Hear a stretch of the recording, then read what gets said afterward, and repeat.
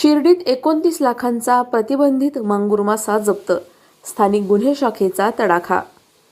Shirdi police Thane हद्दीत स्थानिक गुन्हे शाखेने धडक कारवाई करत 29 लाखांचा प्रतिबंधित मांगूर मासा आणि ट्रक जप्त केला आहे। सोमनाथ घारगे यांच्या आदेशानंतर पथकाने निमगाव बायपास जवळ सापळा रचला आणि WB 25M 5023 क्रमांकाचा ट्रक पकडला। तपासणी दरम्यान 400 किलो प्रतिबंधित मांगूर मासा आढळून आला। 4 आरोपी पश्चिम बंगाल येथील असून हे मासे मुंबईकडे नेत असल्याची माहिती समोर आली आहे। एकूण 29 लाखांचा मुद्देमाल जप्त करण्यात आला असून गुन्हा दाखल झाला आहे। अवैध धंदे करणाऱ्यांवर पोलिसांचा हा स्पष्ट इशारा मानला जातोय। अशाच बातम्यांचा आढावा घेण्यासाठी आजच आपल्या YouTube चॅनलला सबस्क्राइब करा। बातमी आवडल्यास लाईक करा आणि इतरांपर्यंत शेअर करा।